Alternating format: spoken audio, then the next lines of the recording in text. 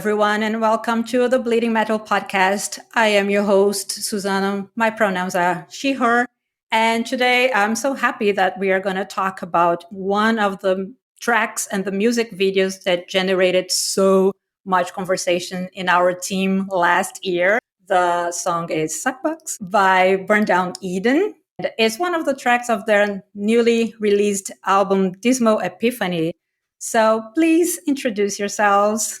Hey, I'm William. I'm the lead guitarist of Burn Down Eden and mostly the songwriter. And this is Tom. I'm the rhythm guitarist and I'm responsible for all the management of the band. Cool. We were just talking about it before we started recording that William is the artist guy and you are the business guy. Exactly. We match perfectly. I guess every group actually needs the business guy and the arts guy. So it's a perfect match. So before we go on, I would like to know more about the new album because it's called Dismal Epiphany. It was released January 31st, but it's actually the merge of the two EPs that you have previously released last year, right? Dismal was released in April 2024, and then Epiphany was released in December 2024. And now in January, you just merged the two and you released the whole album in January. So I would like to know, why is that? Why did you decide to release the album in that format? It was just for promotional purposes, I would say, because nowadays it's very tough to get heard. Like, if you release just an album, you maybe have promotion for a month, maybe 2, maybe 3 at most. So we wanted to come up with something different. And we thought also that every song should be heard. And that's why we decided to split it in half at first, have a release of 2 EPs. And then we release maybe 1 or 2 singles of the respective EPs. But over time, we came up with more and more video ideas, actually. So that's why at some point we released a video for every fucking song out there. And it's 10 songs. And it was quite a hustle in the end. But I think it was worth it. We got a lot of talks over the whole year. People were still like, oh, Burn Down Eden has a new song out again. Burn Down Eden has a new song out again. Maybe sometimes you feel like you annoy people, but, we didn't care. We wanted to annoy people actually, because it's very tough to as I said, to be out there, to make yourself a name. And that was just the purpose of the whole thing. Yeah, you have to shove it straight in the face of the people nowadays, because the whole market is completely overflown by other bands, and the general attention span is not that big anymore in times of TikTok and the likes. I mean, even bands like Judas Priest, I think what was the last? Invincible Shield, I guess, yeah. Exactly. And I think they also made a video, even if sometimes it was just a lyric video, for every track to just span this whole promotion zone further, and makes total sense, actually. To be honest, it was not completely our idea. We stole it from a very different genre, which is hip hop. They do this for years now, a year or 2. They release a song every week, every month, and then at some point they have an album. So we were like, okay, why is metal not doing this? And that's why we decided to do that, actually. I don't know of any other metal band that released 2 EPs and then combine it to make an album. I wanted to know, I was talking to other bands and some of them talk about not even releasing albums anymore. There is this discussion, I guess, in the industry if albums even make sense. The whole point is promotion. Like you said, if you release an album every 2 years, then you are only going to get attention every 2 years. And depending on the size of the band, of the amount of attention that you can get from one album, maybe that's not enough to sustain what you're doing for 2 years. So some bands, even some big bands, are talking about just releasing singles and then every once in a while compiling them into EPs. So what do you think? Do you think you're going to keep on releasing EPs and maybe merging them, or is album something that you're not going to do anymore? I think from a production perspective, we would still do a whole album as we did with Dismal Epiphany. We wrote the whole thing in 2023. recorded it, William produced it, mixed, mastered, etc. And the whole thing, like the whole Dismal Epiphany LP, was finished by December 2023, actually. So from that standpoint, I think we would still do the album thing. I think like Spotify just changed the whole business, because if you release a single, you always can get into editorial playlists. You get a bigger push. So that's why bands decide like, okay, like why bother releasing a whole album? You need people for that actually buy your whole LP in the end. If you have this type of fans, then it's totally fine to still release an album. But if you still want to make a name of yourself, I think like to release a single every other month like we did is right now is the better way. I hate it because it was a shit ton of work, but it's just the way to do it actually. And now everybody knows it, and now everybody's going to do it, and yeah, the market will change again at some point. I think we will see. Maybe too early to tell because you just released an album, so exactly. We're pretty fatigued. We're outburn, burnout Eden. So we don't know about this right now, but I mean, I have always like strange phase after an output, and I feel like I'm completely soaked out. Then like a half year later or so, the creative spirits join me again, and then the riffs come, and then it's like a production machine is engaged, and it's just bam, bam, bam. The shit just comes and hits the fan, and then there's just flows. Yeah, the riff diarrhea just flows, and then suddenly you have a full album. Yeah. I mean, we wrote it as one. It's just like we cut the sausage in half because it's one production flow, it's one recording session. And so it's just a decision how to after edit and just split it into EPs. But you can hear it sound-wise, it's just the same product, and it was the initial idea. And if you look at the artworks for the artwork for Dismal and the artwork for Epiphany, you kind of get what we implied there, because one has that more very dark vibe and one has that more enlightened vibe. You cannot hear that sound-wise. The songs didn't go more easy or something on Epiphany, but it was the plan with like two concept EPs that merged together then. Nice. That's what I was going to ask you next. That I have also heard some artists saying that from an artistic point of view, sometimes albums do make sense, or maybe EPs, like little albums, instead of just singles, because in an album, you can tell a story. Yeah. You can have a beginning, a middle, and an end. You can have the artwork. You can have a concept. For you, William, it was an album. Like you worked on it, artistically speaking, as an album, and the story is there as one, right? Exactly. Just as we wrote, we already knew that we finally gonna split it in two. So this idea was around like forever, actually. In the writing process, we didn't think, okay, this is gonna land on the B side, or this is the A side or something. This was something we made afterwards, arranged everything and thought, okay, this is a very nice listening flow. There comes like that more mainstreamy, catchy smasher afterwards. You get more like a punky hit in the face. Then comes, I don't know, a very neoclassical song. I mean, everything has the Burn Down Eden vibe, and it doesn't sound like you're listening to a completely different song each time. It's a nice variation. It's a nice ride through a very deep and dark fantasy land. Nice. Oh, promotion machine is on. It does feel like an album. It doesn't feel like two separate things that were just meshed together for no reason. It doesn't feel like a B side and an A side. Yeah. Yeah. Talking about the album as a whole and the concept behind it, I wanted you to tell us what are the concepts, the messages, what do you want people to take away from the album? I thought it was really interesting that you said that you worked on the whole thing on 2023, because somehow the album feels so current with what is happening in the world exactly now today.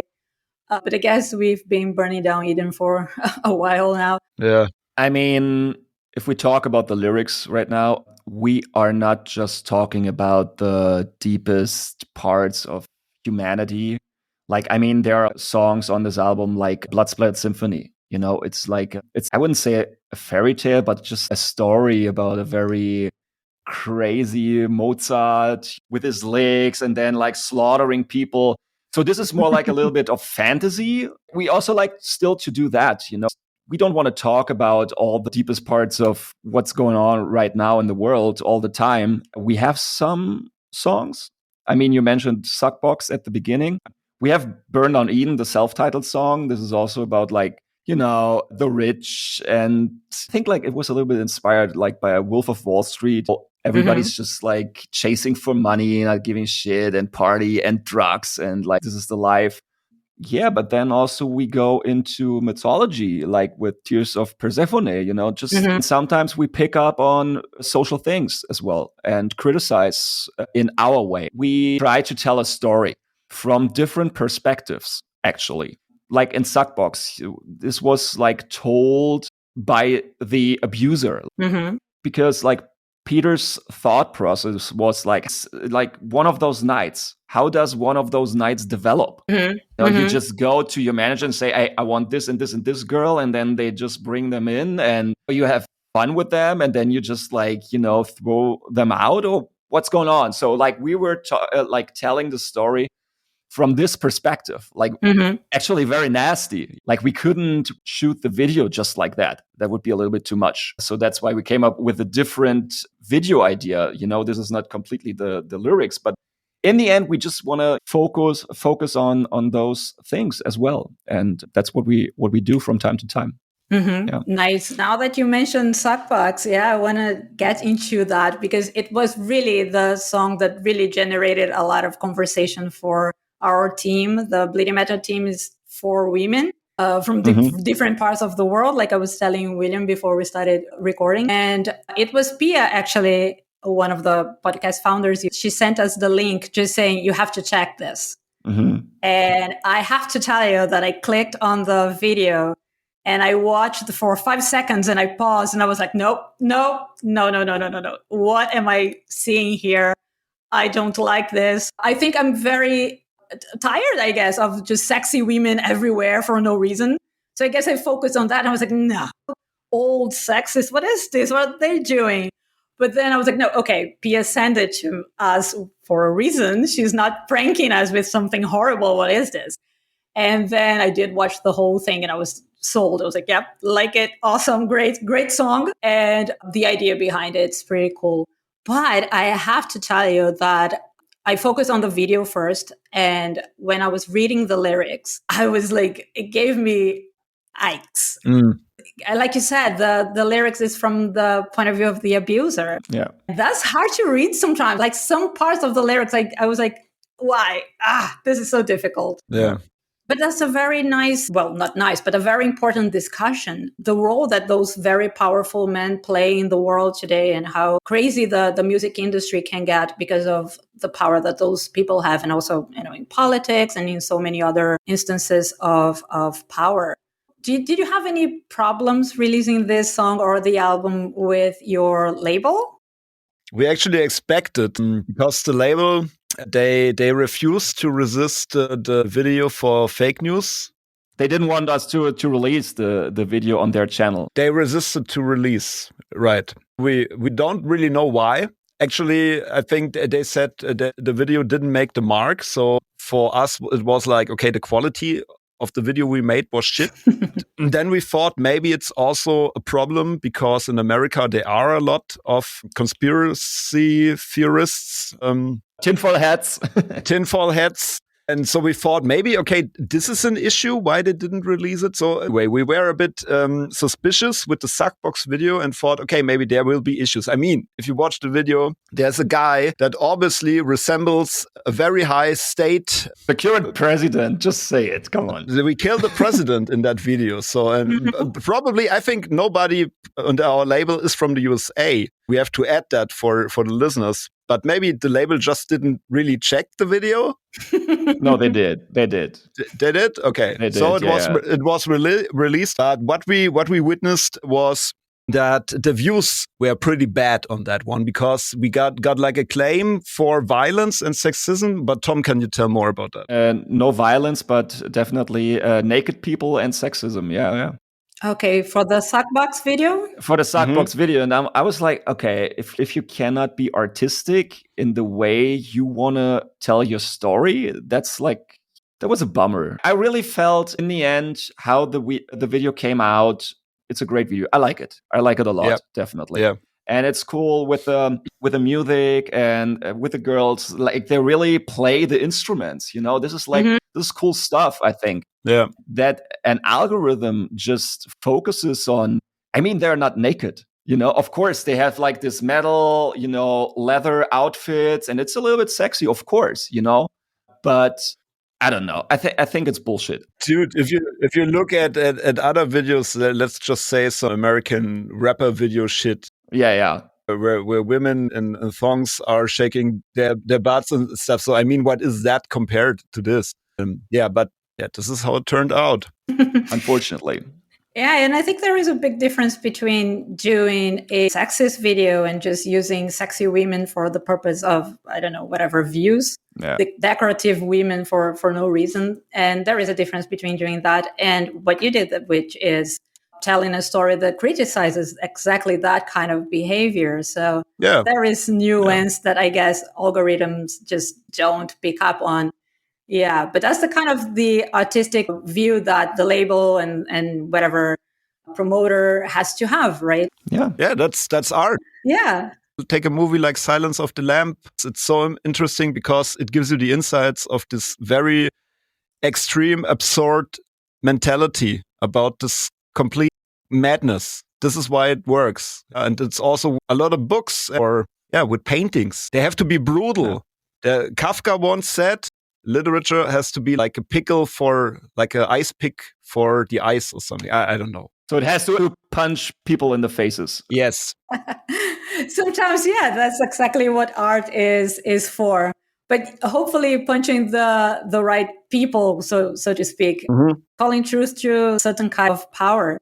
I also felt like maybe you could have had problems, not because you were depicting the current president of the United States, but because one of the guys in the video is a very famous metal German musician. So I don't know if I thought that maybe that was a problem. No. I also checked some legal pages and like they are public figures. So like it's okay to do stuff like that in the end. We were not accusing anybody of anything. Yeah. We were being artistic in the end with telling a story. Yeah. And there were claims. It's not made up by us. Yeah, claims against these personalities. Yeah. Exactly. Yeah, but I think like for the big reaction also that there were not many people who saw the video. That's the thing. I think it's like 5,000, 6,000 clicks.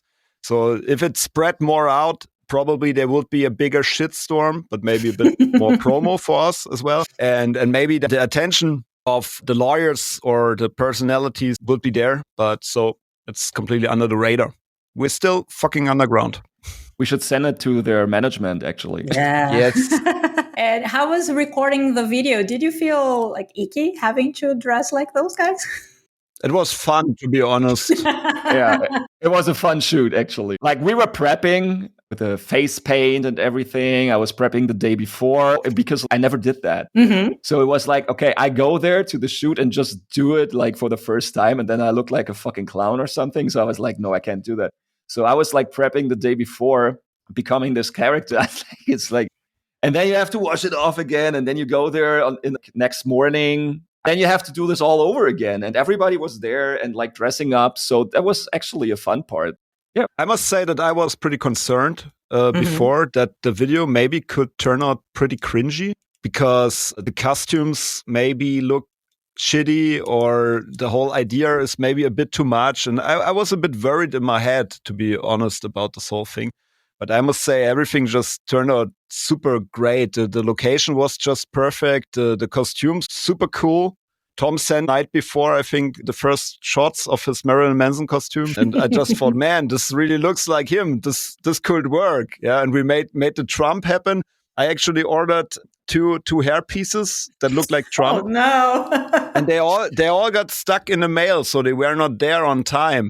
And what we did was we just bought a wig in Berlin from second-hand market, and one of the girls just cut it with scissors to like Trump it at the spot. Wow. Also, the drummer who is like the Lindemann, it really looked so cool, and everything was just turning out. And the girls, they just made an amazing job acting and with playing the instruments and being patient. And they had fun, they were laughing, and it was a good atmosphere, and everything turned out really great. Yeah, it's a good video. I don't like the song that much personally, but the video is one of our best. Yeah, and I gotta say, the Trump guy is more the attitude than anything else. You just need ugly hair, oversized tie, and then the attitude does everything. And we made him look a little bit orange because like usually he looks a little orange. I don't know what that is. You talked about releasing one video for every song in the album. How long did it take to just record everything? The first 3 videos were actually pretty easy, right? Like the first was Rip the Apocalypse. That was like the typical, you are on a big construction site and you're just rocking. There's like maybe some smoke and like some lights, and that's basically it. So it's really just like a performance video. And then the second one was a performance video as well, actually, with The War Within. So this song is about depression. So like we wanted to look a little like dark. So that's why we went into a very old basement. So we had this look, but it was very easy. We didn't have to dress up. And the third one was at the theater that our drummer works at. It's really cool because like we really just had to be ourselves. And then for the first time, we had actors there. So we could just like lay back and watch everything. And they were doing all this just for the sake of helping us. Yeah. So big props to them. Big shout out. It was very amazing. Those were the first 3 songs we wanted to put out. But then it just came up like, okay, let's do another video for Death of a Songbird. And that was just like, okay, let's do it at the rehearsal room just for the sake of having some more promotion. And then we were on tour in April, and our videographer just passed by with his camera and we're doing some shots. And we were like, okay, this could be another video. So like then in the end, we had like 5 videos for Dismal. And then we were talking about, okay, now we did 5 for Dismal. Now we have to do 5 for Epiphany as well. So, it came a long way, but in the end, it was a process. It was not that we planned this like at the very beginning. And it was weekend after weekend after weekend. Nice. Crazy times. The big one, the hardest, I guess, to produce and record ended up being the Suckbox video then. That was the one that required more production effort then? Easiest one, because like we just had to be at one spot. Of course, dress up was a thing. Burn on Eden was easy as well, right? Also funny. Yeah, we drank sparkling wine and just looked like business guys. And it was also easy video. We had some cool dudes doing the squad team with the guns coming after us.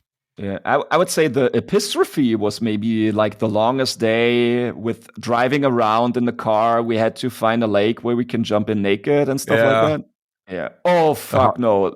You were not there, but because like it's just Peter, but the Tears of Persephone, that was also like a long fucking day until the middle of the night, and it was dark as fuck, and we were in the woods and like didn't know the way out. So I would say like Tears of Persephone, now that I remember it, was. But it looks really cool. The shots in the woods at night looks really good with the effort. You seem to enjoy mixing humor with the message of your songs. So even like Burn Down Eden has a clear and kind of serious message to it. And of course, Suckbox as well. But you kind of mix it with humor. This is something that you do because it makes sense, because it's something that comes from your personality, or is there some kind of maybe strategy behind it? No, this is just who we are, I guess. This is like how we want to picture things. This is mostly also like the ideas that come up. They still have some humor to it. This is just the way we like it. Yeah, some bands are more like the evil Viking dudes and playing like characters, and we are pretty much actually ourselves and have our humor, and it reflects on the videos because it cannot reflect on the music. But the music we decided to go for is hard metal thing. Melodic, technical, pseudo-technical, black and death metal, call it what you want to call it. There's no place for humor in that. But we We do it in the videos, and we once started with that. I mean, you can watch the first video we ever made. It's Whirlwind Purification, super old stuff, yeah, but the video already was super funny. It's just part of the band. Yeah, nice. Do you think it's a good way of tackling difficult issues? Yeah, totally. We always, even in shitty situations, we kind of make a pun of it. And also it makes people think, like sometimes people maybe just don't get it. But this is just the way we want to be artistic or tell the stories that we have to tell and that we want to tell. Yeah, maybe for some people it's difficult, but for us it's just the way we want to picture things. But humor is kind of a more elevated kind of communication, I think. Sure. So yeah, some people are just not there. Exactly. They're not gonna get it. But speaking of funny videos, I was just talking to William before, and I wanted to ask you, Tom, about the videos that you release online to promote the album, promote the band. You seem to be very active on social media, and humor is a big part of it as well. How is the strategy behind the humor that you're using to promote the band? Yeah, it comes down to what we said earlier. It's just who we are. Mm-hmm. I think if you would talk to people that are close to us, they would tell you the same thing. When we are on a night out, William and I, it's just how it is. I mean, we don't throw each other against fences or jump from things. What we're doing lately, on Instagram, just to promote the new album and tell people, hey, buy the new fucking album because we're fucking broke. Yes. You could go there and tell people, hey, please help us. Can start to become a crybaby, or you just go there and make funny things. That's what we do. We find those videos, those fail videos, and then we meet up, and then sometimes we have nice Sundays.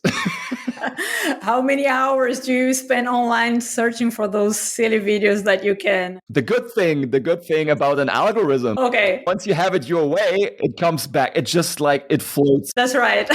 That's all you get now. That's all I get now. It's all I get. I have 2 browsers open with fail videos again. This can go on forever, actually. It's ridiculous. As long as we have stuff to sell. So I think it's a good way to wrap up our conversation. Speaking of stuff to sell, do you want to tell us where people can find you? Where can they buy Dismal Epiphany? Where they can see you live? Where they can find your funny videos? Promote your stuff. Yeah, you can follow us on everything we have. That helps a lot. That's very important for underground bands. So we are on Instagram, we are on YouTube, I think we are even on TikTok. Facebook. You can buy our stuff on the Empiricon shop, or you can buy it in our Bandcamp shop. Mm-hmm. Nuclear Blast, High Roller Records. Okay, there's even more. Wow. Tom makes it happen. And yeah, the next shows, we play in Munich on 28th February, and we play in Berlin on the next day, on the 1st March. We have a bigger festival that we play in July. I mean, the promotion, it also needs some time to really settle with promoters and everything. And yeah, the album was just released, so I guess people just should keep following you everywhere and then get posted when new stuff come up and new dates for live shows come up, right? Exactly. I would like to say that for our listeners, you can also follow us on Instagram at Bleeding Metal Pod. We are also on YouTube. And that's it for us. Thank you for your time. See you on the next episode. Was a pleasure. Bye-bye. Check out Burn on Eden.